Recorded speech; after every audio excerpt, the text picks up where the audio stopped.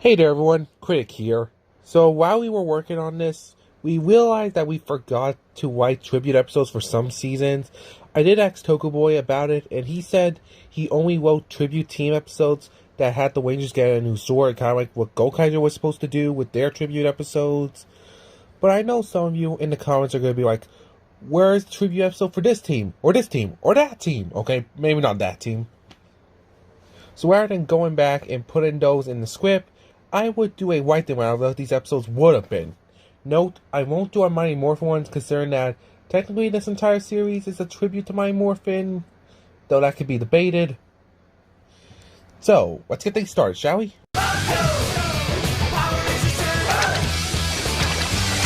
Love is in the Air adapted the Car Ranger tribute episode that Gokaiger did, but it wasn't at all a tribute to Power Rangers Turbo.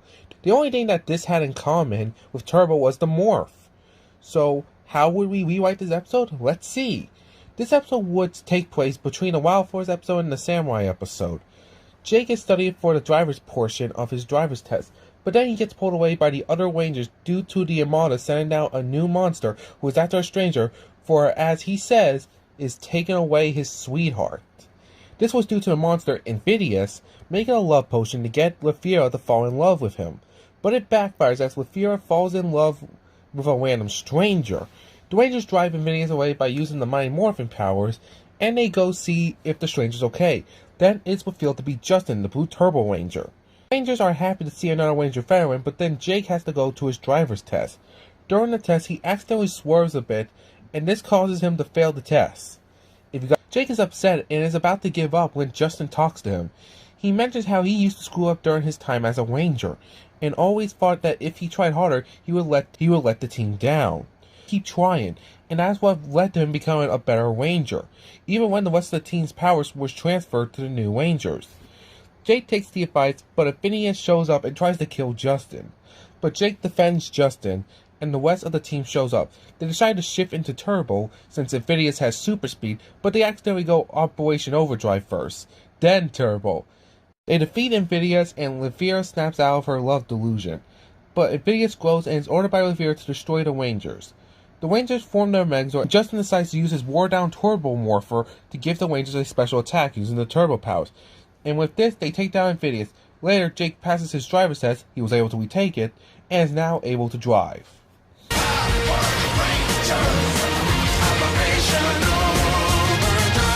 Though Overdrive was a bad season, it was barely given any attention at all in Super Megaforce.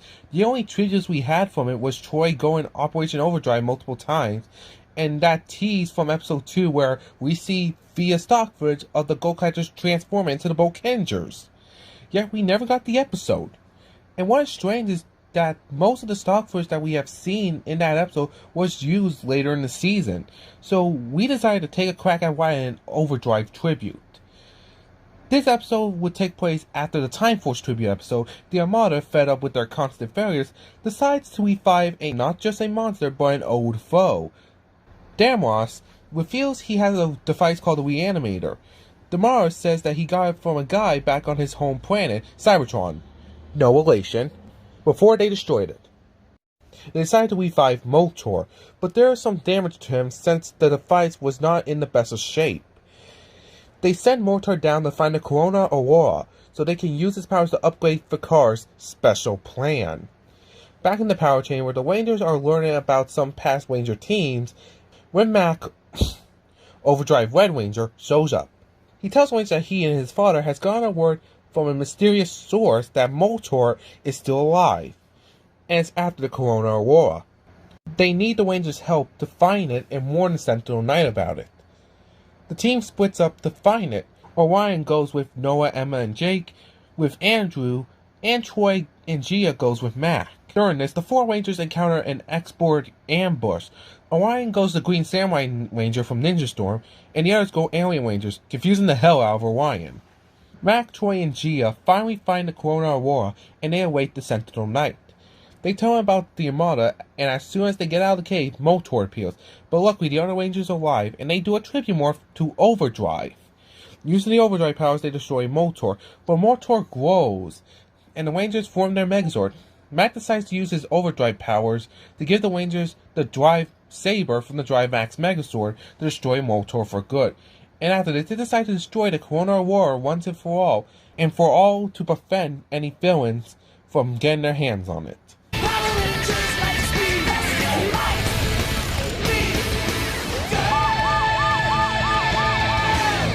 Lightspeed Rescue was given the royal middle finger by Super Megaforce. Not only did the season have no tribute episodes to that team, not only did they tease us with the shot of the Lightspeed Rescue jumping out of the fire, which, by the way, was taken from the Go-Go 5 tribute episode. Not only was the Titanium Ranger mostly never mentioned, the Rangers themselves didn't go Lightspeed Rescue once that entire season. Yes, I know that Noah went Lightspeed Rescue in the final battle in the extended edition, but still, that was the extended edition, and considering that it's now off Netflix, who would actually know that? Unless you bought the DVD, of course. So how do we pay tribute to Lightspeed Rescue? Let's see. The Super Mega Rangers are split apart to do community service as part of a school project. Orion and Troy are helping the elderly, Noah and Jake are helping out a Make-A-Wish kid, and G and Emma are helping out doctors help injured patients that come in with injuries from an Armada attack. While working at the hospital, they get work for an attack, but they can't leave or else they won't get credit for helping out at the hospital for community service. And the other Rangers are busy with their community service as well. That's when Ryan, Dana, and Carter from Lightspeed Rescue show up and split up to help the Rangers. Gia and Emma go Mystic Force, but they're easily knocked back, and it is revealed Basco is trying to lure one of the legendary Rangers out so he could steal some of their powers for the Armada. But the Rangers don't fall for it, as Emma uses the Mystic Force cloaking ability to pretend she was Dana. The rest of the team unites and they do a tribute morph to Lightspeed Rescue with original footage of Orion as the Titanium Ranger. And Basco surprises the Rangers by using some of the Ranger keys. He has summoned the Green Chameleon and Phantom Beast from Jungle Fury, as well as the Sentinel Knight in his warrior form. But they easily take them down. But before they could take the keys back, Basco blasts them and takes the keys and gets away. But then the Armada sends out a giant monster named the Fire, and they form the Megazord. The three Lightspeed veterans decide to use their Lightspeed powers to tap into the morphing grid to give the Rangers a special attack. This allows the Megazord to shoot water to stop fires and unlock the Lightspeed finisher. After the fight, Dana, Carter, and Ryan shows up and thank the Rangers for helping them. They thank the Veteran Rangers for helping them too with their community service while they were finding out the threat.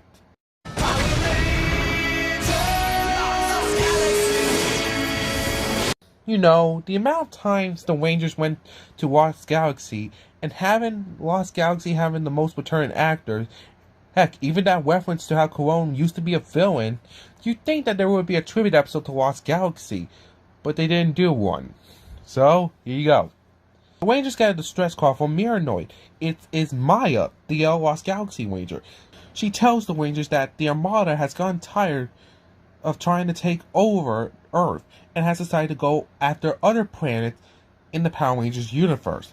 Maya attempts to use her Lost Galaxy powers by pulling her Quasar Saber out the stone, but one of the Prince Royal Guards destroys the Quasar Sabers and the Lights of Orion. The Rangers arrive to find Miranoid in ruins as they find Maya. Maya tells them that Basco is looking for Leo and Mike to steal the Lost Galaxy powers. Jake asks why didn't he just take your powers since you're a Lost Galaxy Ranger. Maya explains that Basco didn't see her as she hid among the wreckage. The Rangers split up as Orion finds Mike. He thinks about giving Mike his morpher, thinking that it would prevent Basco from stealing the Lost Galaxy powers, but Mike turns him down on the offer. And at that exact moment, Basco shows up and summons Wolf Warrior, Mr. Force White, SPD Shadow Ranger, and most importantly, the Magna Defender. Orion goes Legendary Ranger mode, Titanium Ranger, thinking the Titanium powers would withstand a blast from the Ranger Key clones. He was proven wrong. The other Rangers show up with Maya as they use the Ninja Storm powers to sneak up on them. Maya takes Mike and Orion to safety as the Rangers do a tribute morph to Lost Galaxy to fight off the Ranger Key clones. The scene cuts to Maya and the others running, but Basco was following them and is about to steal the Lost Galaxy powers until Leo uses his damaged Quasar Saber and slashes Basco until he retreats. The Rangers defeat the Ranger Key clones, but Basco steals them back as he retreats and summons a giant monster. They summon their sword, and Leo and Mike use the weapons of the Quasar Sabers to access the Morphic Grid and give Orion a special attack to help him. After that, the Rangers are helping Maya, Leo, and Mike rebuild Miranor as Maya tells the Rangers that she is glad that they came, or the Armada would have stolen the Lost Galaxy powers. Power Rangers, Power Rangers, Power Rangers, in space! How do you ignore a tribute episode to a legendary season like this? This season was highly considered to be a top 5 season because it felt more like a tribute to Power Rangers than the actual tribute season itself. Considering that the season featured the death of Sordon, it is so sad that Super Megaforce didn't pay tribute to that. After the RPM tribute episode, the Rangers get another distress call about the Armada attacking KO-35. When the Rangers arrive, the Armada has kidnapped Antros, and in a plot to split up the Rangers, the Armada sends Basco to plant bombs in the Rangers' high school because he assumes the power chamber is underneath the school. With no other options, they decide to contact Gose to see what they can do about the bombs near the power chamber. Gose says try contacting the Angel Force Rangers, as after their team up they were allowed to keep their powers. And no, folks, we won't do an Angel Force tribute episode. They contact some of the Rangers from Angel Force, and they arrive at the school to find the bombs along with the help of some of the students and teachers. And after they get all the bombs, they use the Angel Force blaster to destroy the bombs far away from the school. The Super Megaforce Rangers find Basco about way to steal the in-space powers, but they stop him before it is too late. Angel thanks the Rangers for saving him, and he goes find safety. The Rangers do a tribute war to him in space, but during the fight, Orion gets knocked back into his regular Super Mega mode. But then Orion goes MMPRY, but gets knocked back again. But the other Rangers uses the Quadro Blaster to knock Basco back, and he retreats. Andros returns to the Rangers, saying that they did a great job, even though Basco got away. They return Andros to KO-35, and Andros gives them access to the Mega Ranger, thinking that they would need it during their battle with the Armada. And as they return home, they thank the Angel Force team for helping them.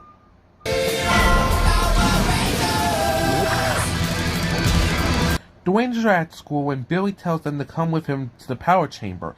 Their sensors indicate that Basco had returned and summoned the rest of his Ranger Key clone army. This includes Wolf Warrior, Mystic Force White, SPD Shadow Ranger, SPD Cat Ranger, Sentinel Knight, Green Chameleon, Phantom Beast, the Phantom Ranger, the Blue Centurion, the Spirit Rangers, and Samurai Red. Lauren, of course. The reason why Magnum Defender wasn't summoned was because we forgot to mention that Orion took the Magnum Defender key when it was defeated. Basco's plans to find the Seal Crystal to get access to the Seal powers. To help them find the Seal Crystal, they contact Adam, the Green Seal Ranger. The Rangers, along with Adam, use the Skyship to scan Earth for the Seal Crystal. They eventually find it in Angel Grove, in the same storage unit that Alpha 6 was found back in Once a Ranger.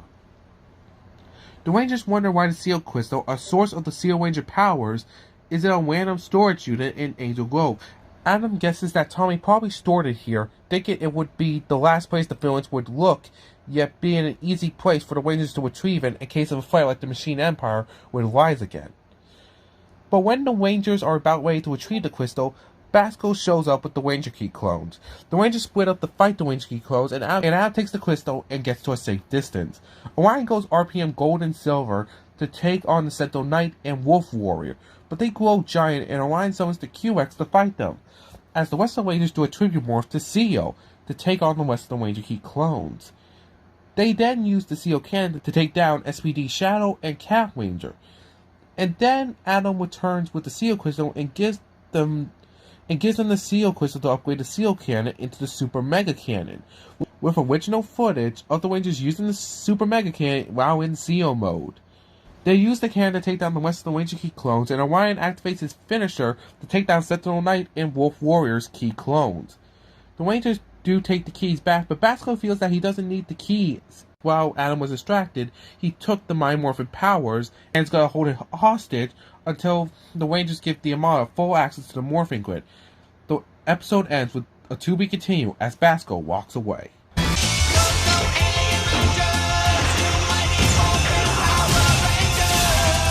Rangers think about all the powers they have gotten, and they discuss how Basco, during one of their fights, managed to take the Mind Morphin powers while they were fighting the Ranger Key clones. And they figure out that one power that they need to find are the Alien Rangers' powers. While thinking about this, they remember that they went back in time to prevent the destruction of Ninjor's temple. The Rangers decide to travel to Ninjor's temple and see if Ninjor will help them in the fight against the Armada. They free Ninjor and ask why he was in a temple, since the last time we had seen him was back in Season 3 MMPR. Ninjor says that he moved his temple when the Alliance of Evil started invading other planets. It figured hiding in the woods would be a smart option, since about 97% of the attacks happen in crowded cities. The Rangers ask if Ninjor can help them in the battle, but Ninjor says he can't because he has a bad habit of getting captured. But then the Rangers encourage Ninjor to join them, but at that moment a bunch of X-Borgs show up along with a new monster named Too Bad. The Rangers alongside Ninjor do a tribute morph to Alien Rangers while Ryan goes gold mode. They defeat Too Bad, but he glows. The Rangers summon their swords as Delphine from Alien Rangers shows up to see if Ninjor is okay, and Ninjor tells Delphine that he's okay and that the Rangers protect him. As a reward, the Rangers are given the special attack of the Alien Rangers. This is in the form of Ninja Goran Giant helping the Rangers. Together they defeat Too Bad, and after, Ninjor thanks the Rangers for giving him some courage to fight with them, and as a reward he will try to remake some of the old power coins to give some of the Rangers back their powers as the episode ends. And that is it for all the teams we have missed in the previous episodes. And well, I'm Move Quick, so please like, comment, and subscribe. And as always, until next time, see ya.